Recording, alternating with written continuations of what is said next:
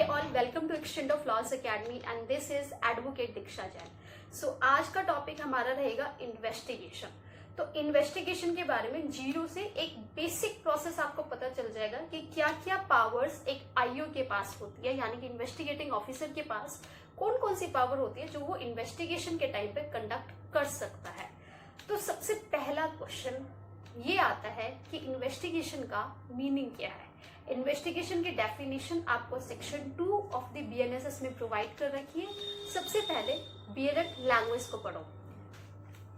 Investigation includes all the proceedings under this Samhita for the collection of evidence. Underline करना, investigation क्यों होता है? For the collection of evidence. किसके through conduct होता है? By the police officer और by any person who is authorized by a magistrate in this behalf। यानी कि इन्वेस्टिगेशन एक पुलिस ऑफिसर कंडक्ट करता है या फिर कोई अदर पर्सन भी कंडक्ट कर सकता है अगर उसे अथॉरिटी बाय मजिस्ट्रेट मिली है तो, पर खुद से मजिस्ट्रेट इन्वेस्टिगेशन नहीं कंडक्ट कर सकता। मजिस्ट्रेट सिर्फ इंक्वायरी करता है और ट्रायल करता है। क्लियर है पार्ट? तो इन्वेस्टिगेशन का पर्पस क्या है? इन्वेस्टिगेशन का पर्पस है to collect the evidences, but evidence को डिसाइड करने की पावर नहीं है। सिर्फ पुलिस ऑफिसर के पास इतना पावर है कि वो एविडेंसेस को कलेक्ट करेगा, उसके बेस पर चार्जशीट बनाएगा एंड उन एविडेंसेस में से कंसीडर करने की पावर है मजिस्ट्रेट के पास कि किस एविडेंस को वो कंसीडर करेगी और किसे नहीं करेगी। तो अब दूसरा क्वेश्चन आता है कि पुलिस ऑफिसर के पास इन्वेस्टिगेशन कंडक्ट करने की पावर क्यों दे रखी है। देखो, स्टेट की रिस्पॉन्सिबिलिटी है कि हमें एक क्राइम फ्री सोसाइटी वो प्रोवाइड करे, लेकिन अगर कोई ऑफेंस सोसाइटी में ऐसा होता है जिसके कारण सोसाइटी पर इम्पैक्ट पड़ता है, वर्ड ध्यान रखना, जिसके कारण सोसाइटी पर इम्पैक्ट पड़ता है, तो ये माना जाता है कि स्टेट अपनी रिस्पॉन्सिबिलिटी को पूरा करने में फेल हो गया है। तो उस केस में स्टेट को रिस्पॉन्सिबिलिटी लेनी पड़ती है कि वो एविडेंस को कलेक्ट भी करेगी एज वेल एज कोर्ट में विक्टिम के राइट को भी रिप्रेजेंट करेगी। तो स्टेट की दो एजेंसी है। पहली एजेंसी पुलिस डिपार्टमेंट, जहां पर अगर ऐसा कोई ऑफेंस होता है जिसके कारण सोसाइटी पर इम्पैक्ट पड़ता है तो एविडेंसेस को कलेक्ट करने के लिए पुलिस डिपार्टमेंट है। वहीं विक्टिम के राइट को रिप्रेजेंट करने के लिए और फेयर जस्टिस के लिए कोर्ट में पीपी यानी पब्लिक प्रोसिक्यूटर और असिस्टेंट पब्लिक प्रोसिक्यूटर का भी डिपार्टमेंट दे रखा है, जो कि एज एन एडवोकेट यानी कि एक सरकारी वकील की तरह उनके राइट को रिप्रेजेंट करते हैं before the court, but with the purpose of fair justice. तो यानी कि विक्टिम को ना तो एडवोकेट हायर करना पड़ा, ना ही एविडेंस को कलेक्ट करना पड़ा।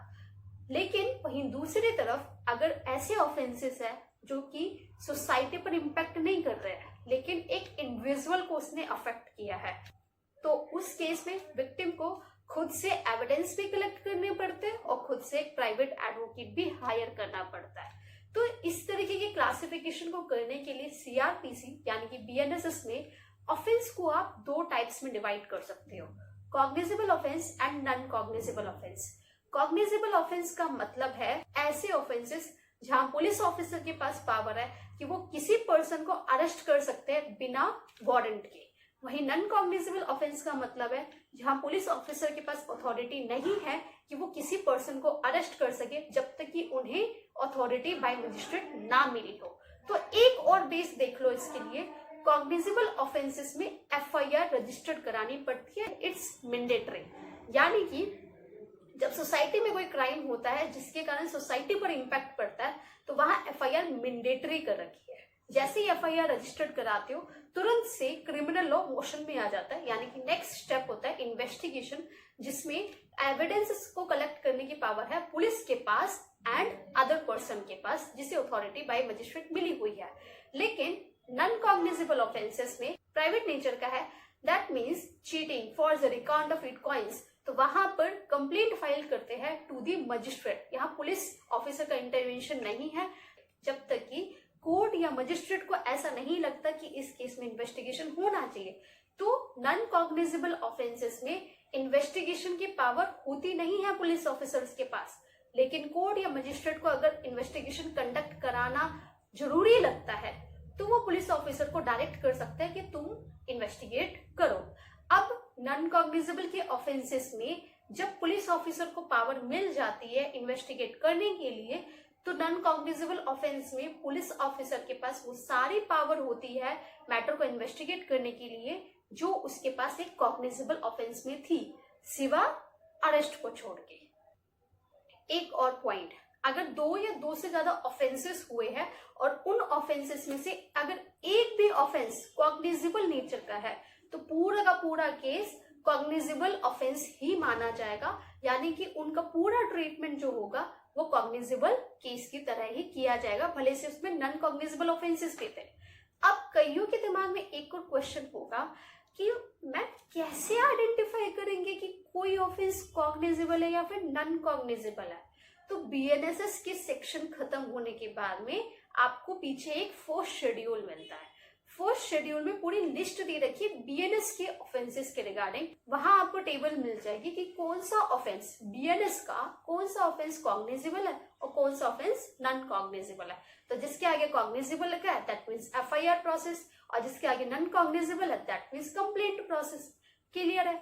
लेकिन अगर ऑफेंस बीएनएस के अलावा किसी स्पेशल एक्ट में कवर हो रहा है तो उस स्पेशल एक्ट में अगर एक्सप्रेसली लिखा हुआ है कि ये ऑफेंस कॉग्निजेबल है या ये ऑफेंस नॉन कॉग्निजेबल है तो उसके हिसाब से हम प्रोसीड करेंगे। नाउ अब हम इन्वेस्टिगेशन के प्रोसेस पर चलते हैं। तो इन्वेस्टिगेशन का सबसे पहला प्रोसेस ये होता है कि जैसे एफआईआर रजिस्टर्ड हुई तो आपका एफआईआर रजिस्टर्ड होते के साथ ही इन्वेस्टिगेशन स्टार्ट हो गया। तो पुलिस ऑफिसर की सबसे पहली रिस्पॉन्सिबिलिटी है कि वो कंसर्न्ड मजिस्ट्रेट को रिपोर्टिंग देगा कि मेरे पास ये एफआईआर आई है और मैं इस पे इन्वेस्टिगेशन स्टार्ट कर रहा हूँ।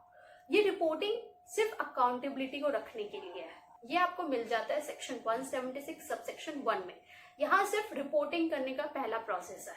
दैट मीन्स कि कोर्ट को ये पता रहे कि कौन सी एफआईआर पर इन्वेस्टिगेशन चल रही है ताकि वो टाइम टू टाइम इन्वेस्टिगेशन का स्टेटस जान सके। लेकिन एक चीज ध्यान रखना, हमारा इंडियन क्रिमिनल लॉ सिस्टम एक एडवर्सियल सिस्टम है। दैट मीन्स हमारे यहाँ पर जजेस सिर्फ इन्वेस्टिगेशन के टाइम पर एज अ स्पेक्टेटर होते हैं, सिर्फ देखते हैं। वो इन्वेस्टिगेशन के डायरेक्शन, वो इन्वेस्टिगेशन का तरीका नहीं बता सकते कि ये एविडेंस, वो तरीका नहीं बता सकते कि इन्वेस्टिगेशन इस तरीके से नहीं इस तरीके से करनी चाहिए। ये बताने की पावर हमारे यहाँ जजेस के पास नहीं है। जजेस सिर्फ एज अ स्पेक्टेटर की तरह होता है, यानी कि सिर्फ वो देखता रहता है इन्वेस्टिगेशन के टाइम पे कि चल क्या रहा है। उसके पास पावर तब तक नहीं है जब तक कि उसके पास चार्जशीट नहीं आ जाती। तो इसलिए मोस्ट ऑफ द केसेस में आपने देखा है कि पुलिस ऑफिसर्स जब एविडेंसेस के साथ टैंपरिंग कर देते हैं, गड़बड़ी कर देते हैं, तो कैसे आप एक्सपेक्ट करोगे कि आप जुडिशियल ऑफिसर उसमें जस्टिस कर पाए। क्योंकि जुडिशियल ऑफिसर को जो डिसीजन देना है वो सिर्फ एविडेंस तक ही लिमिटेड है। अब उसके सामने जब एविडेंस ही नहीं आएंगे, यानी कि प्रोसिक्यूशन की तरफ से विक्टिम की तरफ से एविडेंस ही नहीं आएंगे, चेन आप पूरी नहीं कर पाओगे, तो कैसे जस्टिस करेगा। तो इसीलिए इन्वेस्टिगेशन का जो पार्ट है वो सबसे मेन और क्रूशियल पार्ट है। यानी कि एक कॉग्निजेबल ऑफेंस का या नॉन कॉग्निजेबल केस में जहां इन्वेस्टिगेशन हुआ है उसका फाउंडेशन ही आपका इन्वेस्टिगेशन है। इन्वेस्टिगेशन अगर सही तरीके से कंडक्ट हुई है तो ऑफ कोर्स वहां जस्टिस भी सही तरीके से होगा।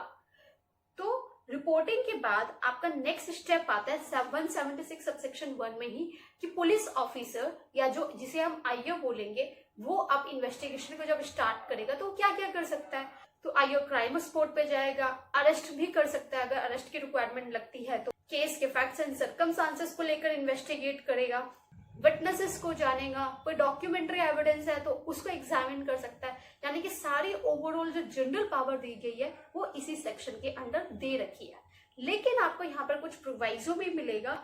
अगर आईओ को मैटर सीरियस नेचर का नहीं लगता या फिर सफिशिएंट ग्राउंड नहीं लगता इन्वेस्टिगेशन के लिए तो पुलिस ऑफिसर मैटर में इन्वेस्टिगेशन नहीं भी कर सकता, लेकिन उसको रिपोर्टिंग करनी होगी टू द मजिस्ट्रेट कि मैं इसमें इस रीजन से इन्वेस्टिगेशन नहीं कर रहा, और साथ में इंफॉर्मेंट को भी इन्फॉर्म करेगा ताकि वो ऑब्जेक्शन रेज कर सके। लेकिन कोर्ट की डिस्क्रिशनरी पावर है कि कोर्ट उसको एडमिट करे या फिर ना करे। पुलिस ऑफिसर को रीजन नहीं लगा पर कोर्ट रिपोर्टिंग को डिनाई कर सकती है, नहीं आपको फर्दर इन्वेस्टिगेट करना होगा, फिर से एविडेंसेस देखने होंगे। तो ये आपको पार्ट मिलता है। नाउ नेक्स्ट वन, एविडेंस को आप दो टाइप्स में डिवाइड कर सकते हो, documentary evidences and oral evidence. Oral evidence यानी कि विटनेसेस। नाउ अब पहले विटनेसेस की तरफ चलते हैं। तो सेक्शन 179 के हिसाब से पुलिस ऑफिसर के पास अगर कोई रीजन है कि इस पर्सन के पास इस केस के फैक्ट्स एंड सर्कमस्टांसेस की नॉलेज होगी, उसको रिटर्न में ऑर्डर दे सकती है पुलिस स्टेशन में अपनी अटेंडेंस लगवाओ। अब पुलिस स्टेशन में अगर बुलाया जा रहा है तो किसी पर्पज से बुलाया जाएगा, तो ऑफकोर्स उनके एग्जामिन करने के लिए, उनसे क्वेश्चन पूछने के लिए।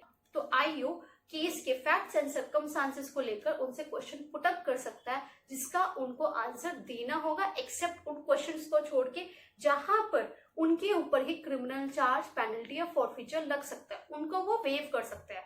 बाकी सारे क्वेश्चंस का उन्हें आंसर देना पड़ेगा जो क्वेश्चंस फैक्ट्स एंड सर्कमस्टांसेस से रिलेटेड है। पुलिस ऑफिसर उन आंसर को रिड्यूस करके पुलिस डायरी में लिखेगा। हर स्टेटमेंट, हर विटनेस की स्टेटमेंट अलग अलग लिखी जाएगी, लेकिन उस विटनेस को उस पर्टिकुलर दी गई स्टेटमेंट पर साइन करने की रिक्वायरमेंट नहीं है। और इवन उस स्टेटमेंट का यूज कितना हो सकता है, उस स्टेटमेंट का यूज सिर्फ कोलैबोरेशन और कॉन्ट्राडिक्शन करने तक ही लिमिटेड है, उसके बाहर नहीं है। हालांकि इसका बहुत इन डेप्थ इंपॉर्टेंस है, वो इन डेप्थ इंपॉर्टेंस हम तब करेंगे जब इस सेक्शन को हम डिटेल में कवर करेंगे। सो पुलिस स्टेशन में दी गई स्टेटमेंट जो विटनेस ने दी है, उसका पर्पस सिर्फ और सिर्फ कॉन्ट्राडिक्शन या कोलैबोरेशन करना है उस स्टेटमेंट के साथ में जो स्टेटमेंट उसी विटनेस ने इंक्वायरी या ट्रायल के टाइम पर दोबारा दी है। So next one, search by police officer. IO के पास अगर रीजनेबल ग्राउंड है, यहाँ पर पुलिस ऑफिसर सर्च करेगा तो ऑफकोर्स उसे कोई एविडेंस मिलेगा जो कि केस के फैक्ट्स एंड सर्कमस्टांसेस से रिलेट होगा। तो इस केस में 103 से 109 तक की प्रोविजंस आईओ यूज कर सकता है सर्च के regarding. Next one is medical examination.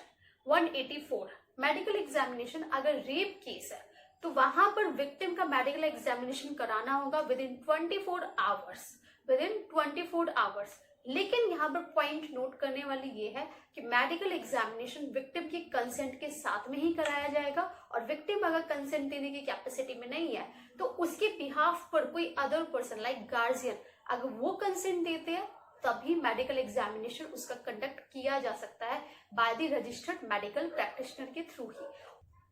और रजिस्टर्ड मेडिकल प्रैक्टिशनर को एग्जामिनेशन के बाद 7 दिन के अंदर रिपोर्ट आईओ को भेजनी होगी, देन आईओ मजिस्ट्रेट के पास रिपोर्ट को फॉरवर्ड करेगा। इसी प्रोसेस के साथ आईओ के पास अरेस्ट करने की भी पावर है। अगर पुलिस ऑफिसर के पास रीजनेबल ग्राउंड है कि ये पर्सन भाग सकता है या एविडेंसेस के साथ टैम्परिंग कर सकता है या फिर डरा धमका सकता है विटनेसेस को, पुलिस ऑफिसर एक्यूज्ड को अरेस्ट कर सकता है। लेकिन अगर एक्यूज्ड पुलिस ऑफिसर्स की सारे डायरेक्शंस को कंप्लाई कर रहा है तो पुलिस ऑफिसर उसको स्किप भी कर सकता है, वेव कर सकता है, यानी कि उसको अरेस्ट नहीं भी कर सकता।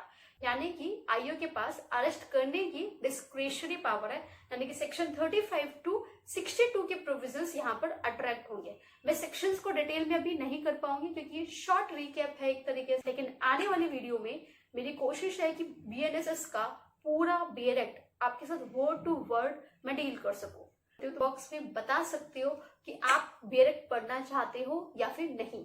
So next one, confessional statement को रिकॉर्ड करने की पावर। लेकिन ये पावर मजिस्ट्रेट के पास है अंडर सेक्शन 183। तो यहाँ पे पुलिस ऑफिसर का रोल नहीं, यहाँ मजिस्ट्रेट का रोल है, तो उसको हम अभी यहाँ पर डील नहीं करेंगे। नेक्स्ट वन, 176 सबसेक्शन 3 में आपको फोरेंसिक एंड साइंटिफिक एविडेंस की भी बात मिलती है कि पुलिस ऑफिसर आईओ एक फोरेंसिक एक्सपर्ट को लेकर आ सकता है ताकि वो फोरेंसिक एविडेंसेस को कलेक्ट करा सके। Next one, remand of accused. अगर इन्वेस्टिगेशन 24 घंटे में कंप्लीट नहीं होती है तो पुलिस ऑफिसर अगर एक्यूज्ड को अरेस्ट कर चुके हैं तो उनको अरेस्ट के बाद 24 घंटे के अंदर एक्यूज्ड को कोर्ट के सामने प्रोड्यूस करना होगा, एंड देन नेसेसरी लगता है तो उसकी custody time to time order कर सकते हैं। लेकिन ये बहुत इंपॉर्टेंट पार्ट है, इसको भी हम सेक्शन के साथ में ही रिलेट करेंगे। तो ये सारा का सारा इन्वेस्टिगेशन कंडक्ट करने के बाद में लास्ट में पुलिस ऑफिसर को एक पुलिस रिपोर्ट बनानी होती है। अगर एविडेंसेस मिलते हैं तो वो चार्जशीट फाइल करता है, लेकिन एविडेंसेस अगर पुलिस ऑफिसर के हिसाब से सफिशिएंट नहीं है तो वो क्लोजर रिपोर्ट फाइल करता है। लेकिन मजिस्ट्रेट के पास ये पावर है कि वो क्लोजर रिपोर्ट को एक्सेप्ट भी कर सकती है, रिजेक्ट भी कर सकती है, इवन फर्दर इन्वेस्टिगेशन के लिए डायरेक्ट भी कर सकती है। तो ये था बहुत ज्यादा शॉर्ट में आपको इन्वेस्टिगेशन का प्रोसेस बताना। एंड अब धीरे धीरे मेरी कोशिश है कि BNSS की एक एक प्रोविजन को हम डिटेल में कवर करें। तो अगर आप ये एक्सपेक्ट करते हो तो प्लीज मुझे कमेंट बॉक्स में बता देना, सो दैट मैं ये प्लान कर सकूं। और अगर आपको कोई डाउट हो तो प्लीज आप अपना डाउट भी कमेंट बॉक्स में बता सकते हो, तो मैं इसको नेक्स्ट वीडियो में कवर कर सकती हूँ। तो अब नेक्स्ट वीडियो में मिलते हैं। Thank you so much.